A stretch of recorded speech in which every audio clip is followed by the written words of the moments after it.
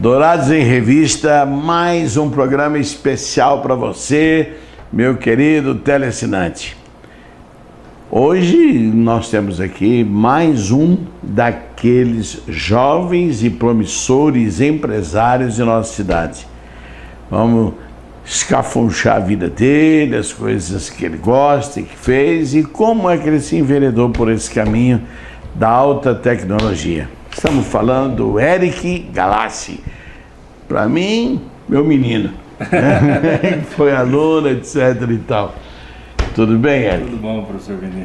Nós vamos falar de você, aí bem. É uma honra para mim ser entrevistado por você. Vamos comentar da sua vida, assim, dos primeiros passos na escola. Quando é que veio essa ideia da tecnologia? E eu te digo, e talvez você não saiba, que começamos juntos, lá no Objetivo. Ah, é? Quando, não sei se todo mundo sabe, mas o primeiro computador que Dourados teve o prazer de conhecer foi lá no Objetivo. Foi lá. Eu nem lembro a que data. Não era nem nós, eu pedi emprestado de uma família. E eu estava no Castro Alves, na época, sei lá quantos anos faz isso, Benedito. Ixi, nem é bom falar em anos, porque os caras vão 30 pensar anos, que... talvez, ou algo mais ou menos. E aí todas as escolas municipais, estaduais iam lá no Objetivo então para ver o computador que falava, era isso, né? E ali eu vi aquele computador falando e eu falei, meu Deus, esse negócio é para mim, né? Isso muito tempo atrás. E meu irmão teve a oportunidade de trabalhar na antiga Prodados, que era o Centro de Processamento de Dados da Prefeitura, então, acho que era na época do prefeito Braz Melo. Era isso mesmo, Braz Melo. E meu irmão então era programador lá. E sempre que tinha oportunidade, meu irmão me levava. E eu via aquelas máquinas maravilhosas. Os rolos, né? Rolos, E aquela era uma sala gelada, gigante, parecia coisa da NASA. E eu fiquei muito impressionado com aquilo. E aquilo era muito distante para nós, né? Porque tecnologia naquela época era extremamente restrita. E aí o que tinha? Eu tinha eletrônica. Então meu pai colocou eu para trabalhar na antiga TV Videosom, né? Do finado Rosalino. E lá, então eu com 7, 8 anos aprendi a profissão. Foi uma pena aquele homem ter morrido logo, né? É um grande sujeito, em todos os sentidos. Com certeza, eu aprendi muito com ele. Eu aprendi tudo com ele, né? Na minha infância, caráter, trabalho. E antigamente, né, nessa época minha, todo mundo trabalhava muito cedo, né? E assim, verdade. Para poder, então, já estar aprendendo o ofício aí. E eu, então, fiquei como técnico de eletrônica há muito tempo. E fiquei lá, acho que 6, 7 anos, e já ganhava meu dinheirinho, tinha as minhas coisas. E aí então, como o computador naquele período ali começou a ser acessível de alguma forma. Já tinha saindo do XP e foi pro 286, já dava ali para comprar ali. Então o primeiro computador que eu comprei, aí eu fui estudar, não tinha o Windows ainda, não existia o Windows, e era tudo com comando, e era um troço. Você chegou a conhecer o Marcelo, que mexia com os computadores lá no... Era doidão. De longe. Doidão. Então, esses caras eram os caras da NASA para nós, né? Porque o computador naquela época, para você fazer alguma coisa, você tinha que programar ele. Não é igual hoje, você está tudo pronto. Você tinha que executar um monte de funções e então ele fazia lá alguma coisa. E então era isso. Então eu comecei nessa época, né? E aí, eu acho que o boom do computador, e você sabe, você presenciou junto comigo, foi a chegada da internet. É verdade. Você foi um dos primeiros a ter acesso à internet na sua casa. Você conseguiu trazer lá a antiga LP. Você lembra disso? Linha privada. Linha privada. Que era muito restrita, era muito difícil conseguir uma conexão com a internet. E o Celcinho Amaral, que trouxe então como que era o nome? Doranet, né? Doranet, isso mesmo. E aí proporcionou para nós então ter acesso à internet, que a internet na época não tinha tinha nada, né? Só estava aquele barulhinho, né? Não existia o Google, conexão. O sistema de busca era o KD, o navegador era o Netscape, era muito, muito limitado. Para ver uma foto, então, era meia hora para carregar a foto, era isso aí. E ali a coisa, e se a gente for perceber, dessa velocidade da modernidade, nem é algo... Nossa, espantoso. Espantoso. Eu acho que não sei na história do mundo se algo foi tão revolucionário em tão pouco tempo. Porque a questão de 20 anos... Hoje você tem um computador no celular com câmera, com filmadora, com reconhecimento de face, com rede social, tá tudo ali na sua mão. Naquela época, para você sair de uma cena para outra, você tinha que botar um monte de coisa lá para ele ir para lá. Aí veio o cara e inventou o mouse. O mouse foi inventado pela Xerox. A Xerox inventou o mouse e não se chamava mouse, né? Enfim, não lembro o nome técnico da peça. E aí a Microsoft viu aquilo, né? Falou, né? Mas tava na cara que tinha que puxar mesmo. Pô, puxou, e a Microsoft acertou quando ele criou o Windows. Por quê? Porque aí o leigo, que vai ficar aprendendo comando em inglês lá, para o computador fazer alguma execução. Você fazer uma conta de 2 mais 2, você tem que programar. O usuário só queria uma calculadora, apertava o 2 mais o 2 e estava o resultado. Aí que o Bill Gates fez acertar. Então ele fez um ambiente fácil. Ele criou o Windows, janelas, você abre e fecha, clica em programas. Quer dizer, aí as crianças, os jovens já conseguiam, sem conhecimento técnico, já conseguiam operar o sistema. Foi aí então que a plataforma dele foi o quê? Foi mundialmente usada. Que depois, agora você vê que a Apple tá vindo com o iPhone. Por que o iPhone é tão popular? Porque é um celular fácil de se usar, né? Ele é rápido, ele é um bem durável. Então as pessoas gostam de coisas boas. Então é isso, a tecnologia, eu que acompanhei desde o início até agora, eu às vezes paro para pensar como é espantoso, como é assustador essa evolução da tecnologia. Conta a história para nós, já que nós estamos falando de início, da mulher que comprou o computador na loja que você trabalha.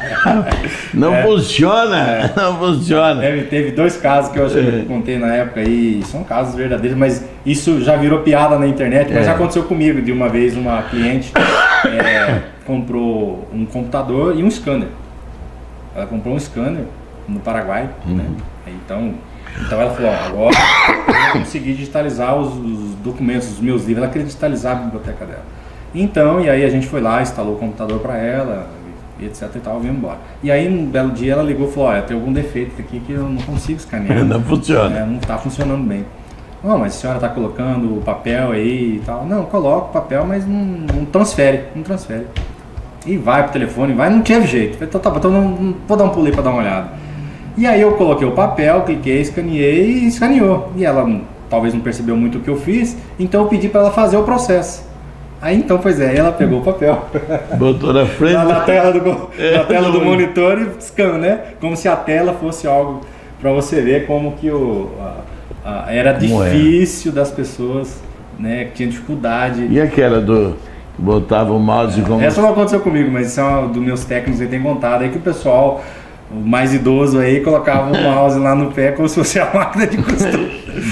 Isso acontecia mesmo. Hoje não, isso é coisa há 30 anos atrás. Isso é para mostrar que realmente a evolução foi muito grande e rápida, né? Eu nem sei onde isso vai parar, Benê. Eu não sabe onde isso vai parar. Cada dia, agora é relógio com computador, quer dizer, o relógio tem rede social, o relógio tem WhatsApp, o relógio disco, o relógio toca música. Nem sei se o celular daqui a 10 anos vai usar só um relógio. Não vai ter mais nada de segurar na mão. Não sei onde isso vai parar. É verdade. O céu é o limite, né? Isso é assustador, né? O que vai acontecer? Assustador mesmo. Bom, além do Bill Gates, teve aquele Steve Jobs, né? São cabeças também fora do tempo, né? Não. O Steve Jobs, eu tive o prazer de ler vários livros que ele deixou na história dele. Benê, é um cara... Talvez tirando o Einstein, que, enfim, deixou a história dele, hoje estudam ainda aquilo que ele pensava, essa teoria toda dele, se é, se não é, e ainda não conseguem compreender toda. O Steve Jobs deixou um legado que ainda vão estar estudando isso há mais de 30 anos. É um cara visionário, ele via muito além do seu tempo. Então, para mim, o cara da história, da tecnologia, sem sombra de dúvida, foi o Steve Jobs. Ele foi um cara visionário. Mais do que o Bill Gates? Não, o Bill Gates foi um baita de um comerciante e teve para não chamar de oportunista, teve muita sorte. A história do Bill Gates, ele foi um baita de um empresário, de um negociador. Então ele comprou um sistema e vendeu na hora certa, na hora que isso estava sendo popular. Ele pegou uma carona numa onda. Mas o que o Bill Gates efetivamente criou? Aí você já não vê muita coisa. O Windows foi criado pela equipe dele, mas o Steve Jobs não. Ele é o cara que criou as coisas. Ele sentava na sala com os engenheiros e ele criava os protótipos. Deixava os engenheiros tudo doido, né? Porque assim, eu apresentava aquilo para a Apple, a Apple falou, não, vocês são loucos, isso não vai vender, isso não vai dar certo, isso não vai funcionar. Então ele fez um enfrentamento medonho, tanto que a Apple, se você ver na história, ela quebrou. A Apple dava um sopro, ela caía. E hoje ela é, além Retornou, da Microsoft, ela é muito maior. Ela deve estar valendo aí 400 bilhões. E aí deve estar perdendo para a Amazon só, que é a maior distribuidora de materiais eletroeletrônicos do planeta. Então é uma potência. Isso né? tudo para a criação de um ser humano, né? Então é isso. É porque imaginar é uma coisa, agora o cara criar e fazer funcionar e é as outra. coisas né? que o Steve desenhou e criou, e tem muita coisa dele ainda que não foi... Não colocaram ainda em evidência. Porque ainda não, talvez tem coisas que nem tem tecnologia ainda, só para você ter uma ideia, não conseguiram ainda desenvolver toda a ideia dele. E a ideia dele é a integração humano e máquina. Então quando você tem um celular, que o celular conversa com você, te avisa as coisas, essa interação que ele estava pensando isso lá 25 anos atrás, hoje a gente tem, né? Hoje o celular consegue te dar vários avisos, inclusive uma atualização do meu celular, eu estava dirigindo agora essa semana e eu vi que não veio mensagem nenhuma, não veio mensagem. Aí eu olhei para o iPhone e ele diz lá, ó, que está bloqueado porque ele sabe que você está andando num carro e ele não quer que você te incomodar para você não ter distração no trânsito. Você vê? Isso é uma interação máquina-humano. Isso é uma opção que o iPhone na atualização agora nova do sistema operacional colocou. Quer dizer, você vê aonde que está chegando a coisa. Né? É verdade mesmo. E nessa época aí, teu pai não podia pensar coisa meio estranha com relação a você, porque o teu irmão já estava na área, né? Se não era bem a informática, mas era na eletrônica, não é isso? O que aconteceu? Quando eu estava na eletrônica, aí você vai me lembrar dessa fase, né? Tudo se arrumava, né? Você comprava um equipamento, uma televisão, era para 20 anos, 30 anos. É assim, antigamente, você teve tudo. Então era com bens duráveis. Mas chegou uma época que os bens já estavam, quando eles queimavam, não se consertava mais. Jogava fora. Então você lembra muito bem uma época que no Japão falava que achava a TV no lixo, som, você lembra disso, né? E aí o pessoal falava... Mostrava, né? Mostrava, né? Aquele monte, porque lá não compensava arrumar mais nada. E eu falei, meu Deus do céu, se isso um dia chegar aqui no nosso país, como é que vai fazer? Né? E aí eu falei, bom, o caminho não é eletrônico. O caminho não é eletrônico, então vai acabar. Aí eu comecei a migrar para informática, comecei a fazer curso, comecei como todo mundo, curso de informática, estudei muito, fiz, sei lá, fiquei 15 anos estudando, estudei tudo que tinha para estudar na época que tinha de linguagem, de programação, fui para fundo, o máximo que eu consegui. Então isso acontece hoje, muitas das coisas que se queima se joga fora, e a eletrônica você vê, não tem mais nada hoje, você tem poucas coisas que se arruma hoje, a maioria das coisas hoje, queimar aí alguma coisa, você joga fora. Então a eletrônica, ela ao longo dos fica mais caro consertar do que botar o outro nem tem lugar. peça mais, porque assim, é um circuito integrado único, queimou ali, vai o aparelho inteiro, né? Tem as exceções do equipamento de alto custo, mas as baixas exceções, elas, uma fonte de um celular que queima, hoje, de um iPhone, você joga fora, vai lá e compra outro. Antigamente não, ele levava na videosonas, abria, trocava lá o transformador, o fio para lá, soldava e cobrava R$10. Não tem mais. Eric, na tua mente, estando dentro, como você está, tanto de conhecimento como na prática, o que você vislumbra, por exemplo, que vai ser essa informática daqui a uns 10 anos? Então, menino, O que nós vamos encontrar de diferente aí? eu acho assim, ó, a tendência agora, elas já se exploraram muito essa questão de celular, de computador, eu acho que isso chegou no máximo. Eu acho que agora vai tender muito para veículos inteligentes. Ah, é? Eu acho que vai pender muito para isso. Os próximos 10 anos vai ter uma mudança muito drástica em questão de combustível. Então tem países que já têm se posicionado que até 2030, por exemplo, não vai poder ter mais carro a combustível mineral, natural, enfim. Né? Vai ter que ser solar, bateria, vai ser combustível limpo, né? Algum tipo de sistema limpo. E os carros estão vindo agora com você vê, qualquer carro que você compra hoje vem um computador de bordo, né? Integrado com o celular, que faz isso, faz aquilo, e até piloto automático. Mostra onde está o erro, né? GPS integrado, avisa, estaciona sozinho, tem sensor de ré. Então eu acho que isso vai evoluir nos próximos 10 anos. Essa questão de carro, porque isso, veja bem, tudo evoluiu, mas você entra dentro de um carro ainda... É verdade. Ainda aquele sistema de 100 anos, né? Está lá atrás. Gasolina, saltando fumaça, é um troço hoje inconcebível, né, com a tecnologia. Mas entendo também que é uma questão econômica mundial. Não dá para acabar com o petróleo de uma vez, né? É verdade. Acaba com um monte de nação. Os árabes lá vão ficar doidos. Não tem o que fazer lá, não dá pra plantar alface. Então é isso. Então, mas a tendência é acabar. Eu acho que vai acabar com... Você acha que na informática não tem muito o que aparecer de novo? Não, eu acho que ela muda. Eu acho que ela está hoje, essa parte tecnológica de celular, mas chegou num limite já, né? E eu acho que vai pender agora para a parte de mobilidade. Vai criar coisas de mobilidade. Aí você está vendo aí, então, quem tinha acesso a um drone? Hoje você vai no Paraguai com R$300, você compra um drone, sai aí filmando em cima da sua casa, onde você quiser. Isso é baixo custo. Carro, então tudo são mobilidade, são mecanismos, né, de mobilidade, né? Entrega com drone, aí carros agora vão vir carros inteligentes, mais econômicos. O incrível da história, Eric, não sei se você concorda, mas grandes coisas que hoje nós usamos com alta tecnologia, alto desempenho, vem da guerra, né? Eles precisavam fazer algumas coisas para tentar aprender. A internet, o conceito da rede da internet, ela foi criado para resolver um problema de guerra. Aí, ó, tá vendo? Sempre ela era. E eu te falo que as grandes ideias vieram dos alemães. Dos alemães, né? Dos alemães. Principalmente a questão de criptografia.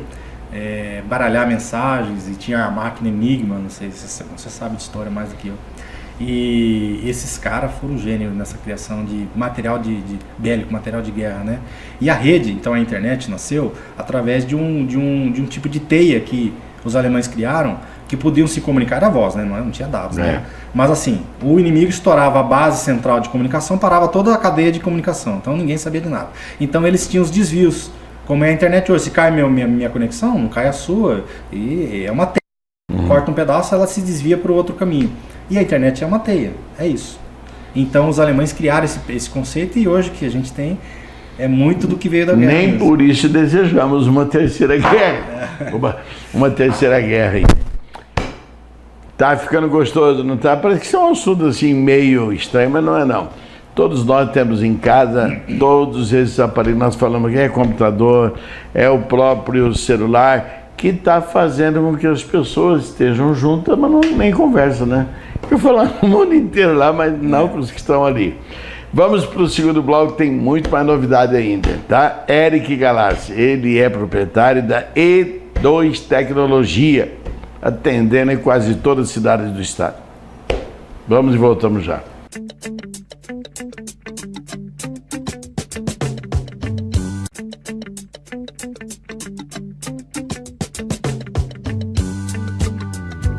Dourados em Revista, fazendo uma revista aqui nas coisas do Eric, a gente vai chegar num ponto onde ele aprendeu tudo sobre tecnologia, aprendeu tudo sobre informática, e aí, vai fazer o quê? Trabalhar para os outros?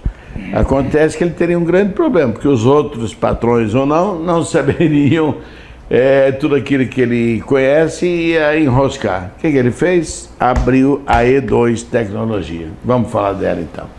Como é que nasceu? Bom, a E2 Tecnologia nasceu e eu aprendi que aquela lei antiga da busca e oferta ainda ela funciona. E eu aprendi no mercado que você tem que trabalhar realmente aquilo que tem demanda. E havia uma grande necessidade de se desenvolver sistemas para a gestão pública.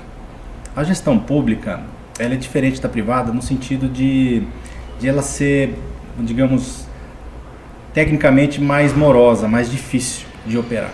Então você precisa usar a tecnologia, usar recursos tecnológicos para poder então atingir resultado. E a gestão pública, ela tem que prestar certas contas que a gestão privada não tem. Então hoje sem tecnologia você não consegue efetivamente realizar um trabalho dentro de uma gestão pública. Então, e aí com toda essa bagagem que eu estudei, eu comecei a ver o mercado público e ver que tinha necessidade de criar soluções que então eram feitas manuais, e comecei a desenvolver sistemas de saúde, sistemas para atender a parte da educação, a parte da gestão social. Não tinha antes, Eric, aqui no estado? Era muito precário, Mineiro. Porque tinha, por exemplo, uma coisa que acontecia muito. Um paciente vai lá no posto de saúde, e aí o médico atende ele e ele dá um exame para ele de urina para ele fazer, porque ele está com uma dor, etc.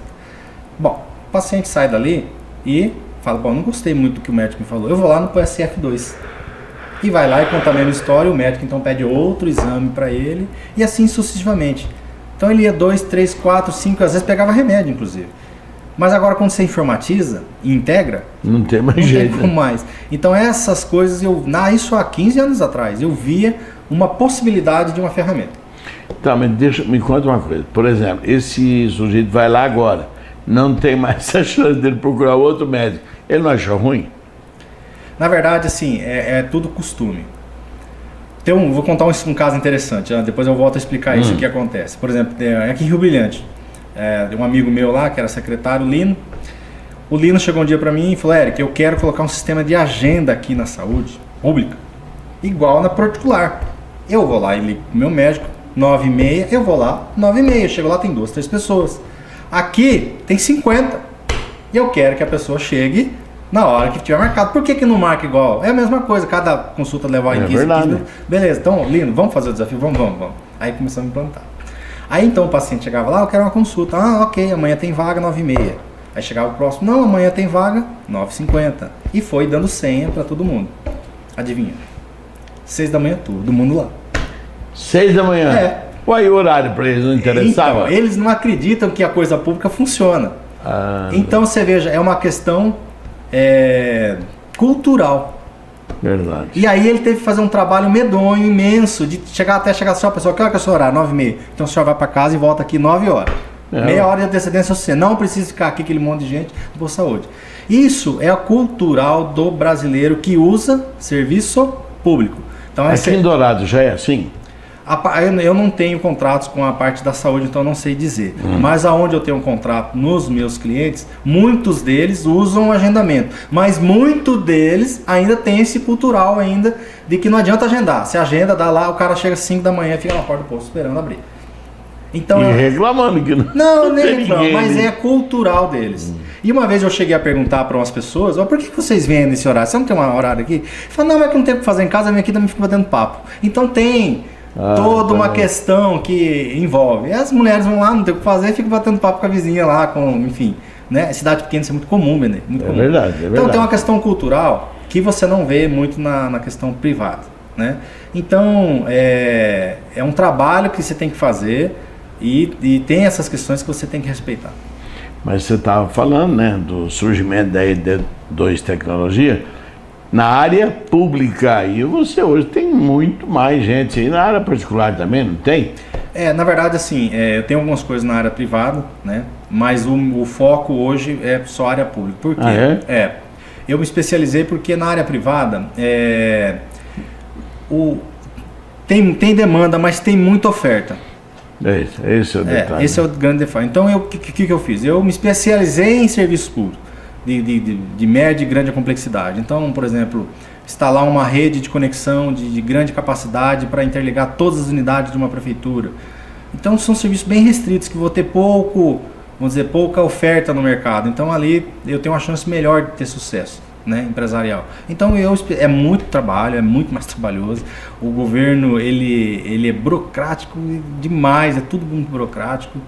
Esse negócio de falar que não toma calote de governo, toma calote igual do privado, você deixa de receber. Mas é uma área que eu quis abraçar e para sair agora é muito difícil. Então você tem que continuar a caminhada. Falando então do surgimento da E2 Tecnologia, você saiu da onde tinha mais gente procurando, que era no lado particular, privado.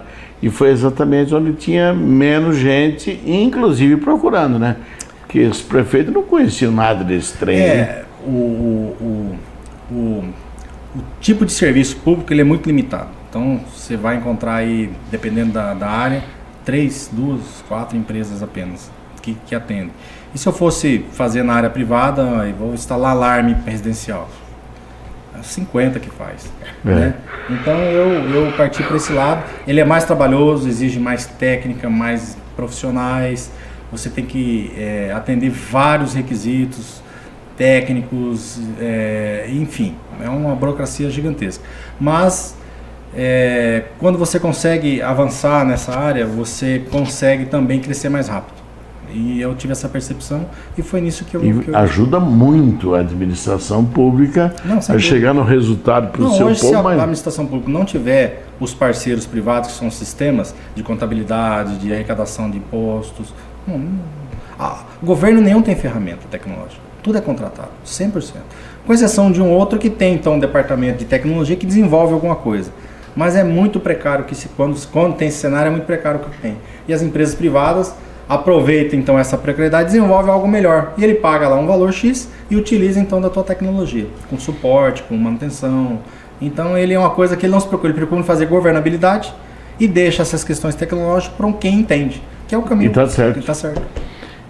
E os funcionários? Como é que você pega, por exemplo, para uma empresa, você que conhecia tanto? Vamos lá, moçada, como é que é isso aí? É o mais difícil. É o mais difícil, né? Você tem que fabricar uma pessoa. Você tem que pegar um funcionário.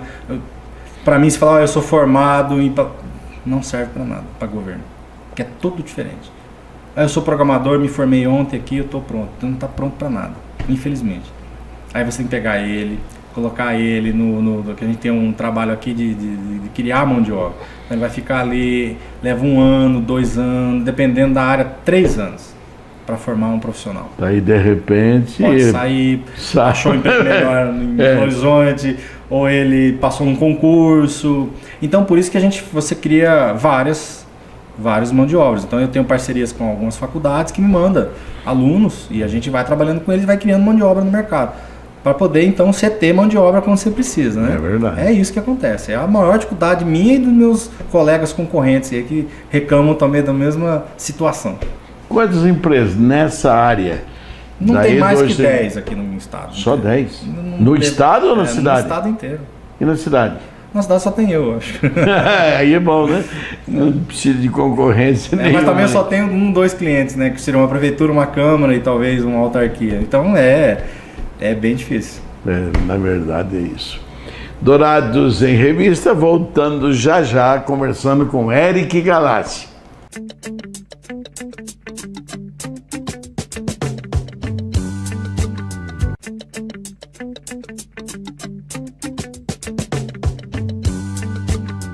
Dourados em Revista, conversando com Eric Galassi, que de tecnologia entende tudo. Mas interessante essa, você esperou até agora, né? Você vai saber de uma coisa que eu mesmo não sabia.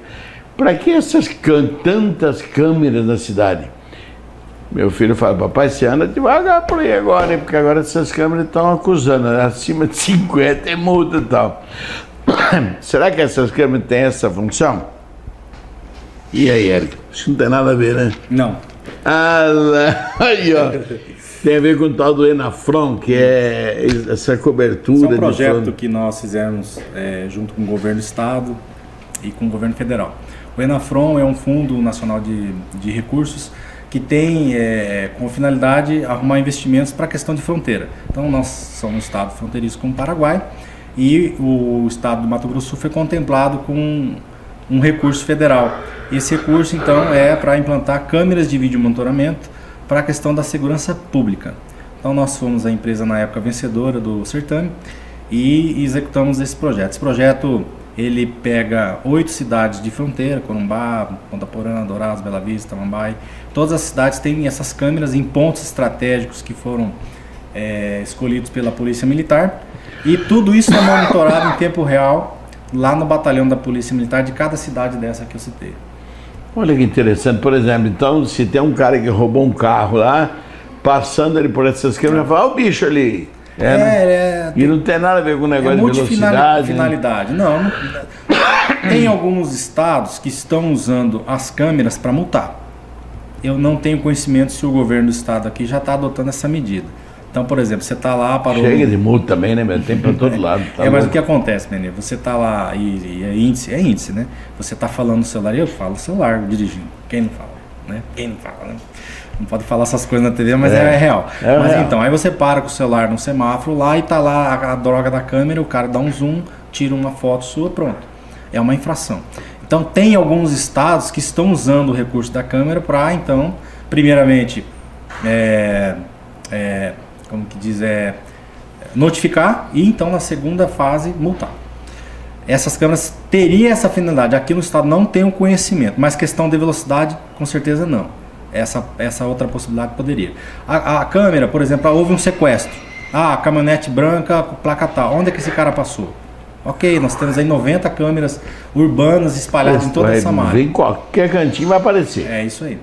É isso aí. Acompanhar, por exemplo, vamos supor que o monitoramento identificou 2 meliantes na praça.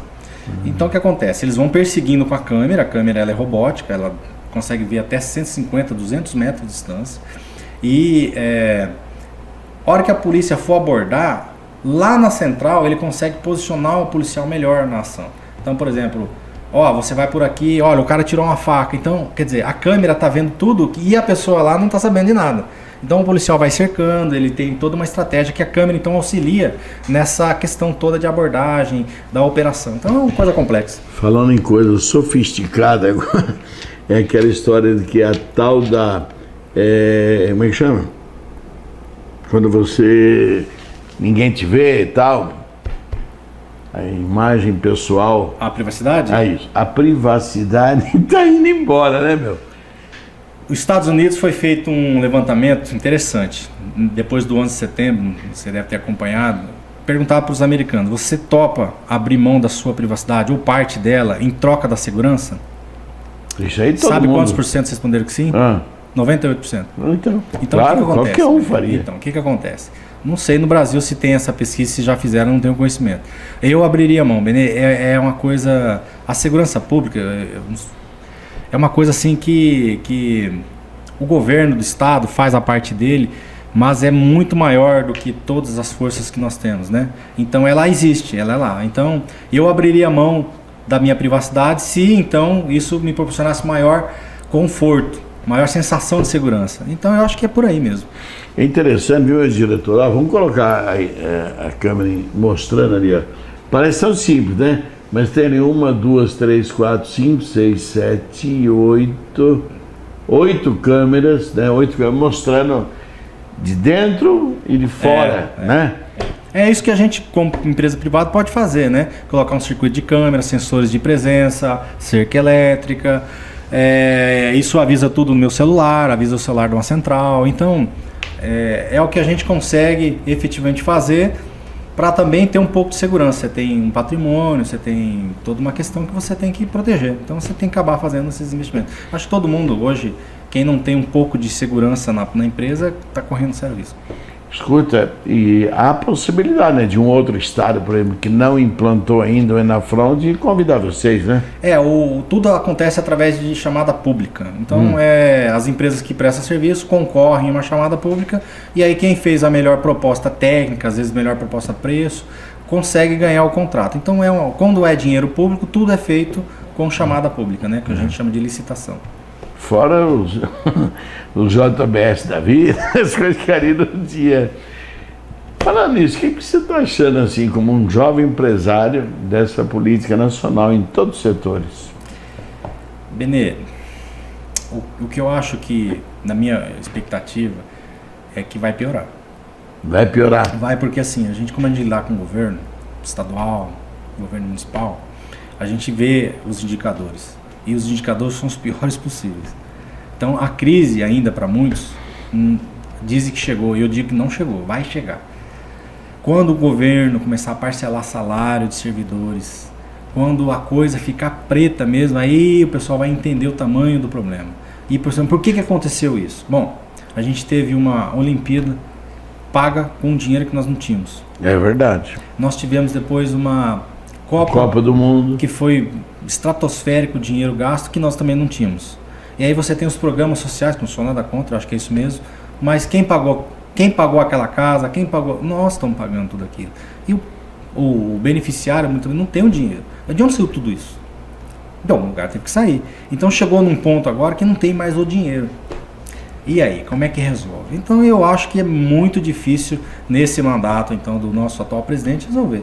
Ele vai ter que se arrastar até o final, ter uma nova eleição e fazer o que tem que fazer, como todo empresário faz quando tem dificuldade, cortar. Se eu tiver uma dificuldade aqui, perder contrato, eu vou fazer o quê? Eu vou cortar gasto. Cortar, mas cortar gasto. No serviço público, essa história de cortar pessoas, aí é brabo, hein? Então como é que resolve? Como é que resolve? É uma conta de mais e menos, né? Se você não tem o dinheiro, você não corta a despesa, a conta não fecha. Eu vejo... e aí a população brasileira, ela é costumeira a fazer o quê? Só de ter a notícia já é ruim. Então eles já seguram, né? Não gasta, não troca o carro, não compra, não investe. E aí para todo o ciclo comercial. Então, quando isso chegar lá para novembro, dezembro, agora desse ano, e os governos estaduais começarem a pipocar, aí a coisa vai ficar preta. Ainda não, mas vai chegar. Você acha que o Temer cai? Não sei dizer. Eu não sei dizer porque eu não sei... Não conhece os meandros? Não é isso. Eu não sei o tamanho da articulação que ele tem capacidade de promover. É fácil ver, né? Com dinheiro. Eu vi que a Dilma não teve nenhuma, então foi muito rápido ali. Inclusive, se você perguntar para qualquer brasileiro por que a Dilma caiu, ninguém vai saber efetivamente dizer. E os especialistas, tecnicamente, também não. Porque eu não sei. E eu acredito também que você não sabe exatamente por que ela caiu. De maneira alguma. Pois é. E aí, do Collor a gente fala que foi por falta de partido, né? Não tinha partido. O Collor não foi intimidado, ele renunciou antes, então tá aí tudo bem. Mas por que a Dilma foi? Não importa se sim, se está errado ou não. Mas não ficou claro para a população, foi isso, tá aqui a linha, tá aqui o crime exato, tá? É isso, ela não... Ou porque eram muitos e o pessoal não veja bem, não, que a ponte 1 então, porque foi, eu não tô defendendo, nem votei nela, mas tá aqui o problema, porque eu acho que isso aí, você é professor de história, lá na frente isso vai dar problema. Vai dar muito. Eu acho que daqui a 20 anos isso vai repercutir mal. E o Temer vai repercutir ruim. Então assim, ele é um articulador político nato, e isso aí ninguém pode questionar, né? Agora, eu acho que a popularidade está muito ruim, e ele tem que tentar trocar pior agora. Eu acho que tem que se arrastar até o final mesmo e tentar entregar se trocar, ele vai ter que trocar todos os ministros, todos os secretariados. Aí então é isso aí. Eu acho que o judiciário, de certa forma, também está enxergando isso. Por isso que eu acho que talvez não caia. É a situação do país. Em que ela... salvar o país já. Não é nem prender o Temer ou criminado de alguma forma. É salvar o país. E essa situação toda do país, em que ela pode estar atrapalhando ou beneficiando a E2 Tecnologia? Atrapalha todo um contexto, Benê, porque se não há investimentos federais, os municípios também, que eles recebem parte dos recursos, ele também não vai investir lá, eu quero melhorar, colocar um prontuário eletrônico, não, eu quero colocar câmeras nos meus postos de saúde para monitorar o patrimônio público. Então também afeta todo mundo, é uma cadeia. Vai afetar eu, vai afetar meus funcionários, vai afetar o comércio onde eles compram os seus alimentos, onde ele abastece seu carro, é uma cadeia. É verdade. Afeta todo mundo está na mesma bandeja para ser comido. É evidente que eu não faço isso com ninguém, mas com você eu vou ter essa liberdade. Tem algum nome que está girando aí como satélite que podia ser lembrado na próxima eleição para presidente? Só a título, né, de curiosidade. Politicamente eu vejo sim. Tem o Bolsonaro, que ele tem uma popularidade com os jovens muito grande. Aqui, se perguntar para todos os meninos aqui, os funcionários, é tudo Bolsonaro, não tenho dúvida disso. Mas eu particularmente fico pensando, ok, ganhou o Bolsonaro. Ele tem apoio da Câmara dos Deputados? Ele tem apoio do Senado? Ele nem acho que nem amigo daquele pessoal ele é. Como é que um presidente vai tocar sem governabilidade? E o povo não faz essa conta, Benê. Então não adianta colocar um cara... Tu tem a maior intenção do mundo, como eu tenho, como você tem. Beleza, mas e a governabilidade?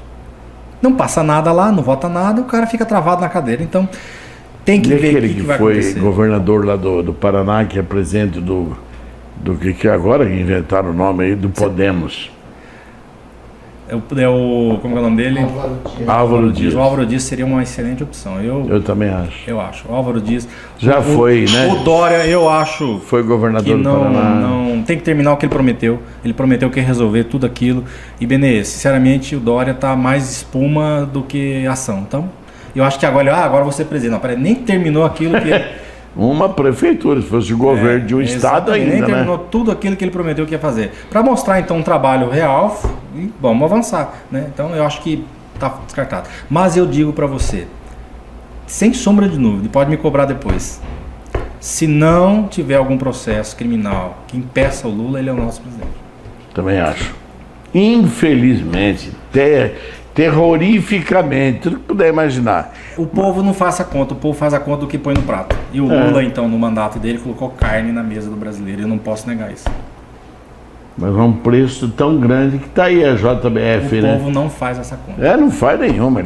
Eu me recordo, na época que estava no Lula, eu falei, escuta, vocês estão dando essa folga toda, Bolsa Família, tomando uma cervejinha, que agora é bonito isso, em plena 2 horas da tarde. Mas quem está pagando isso?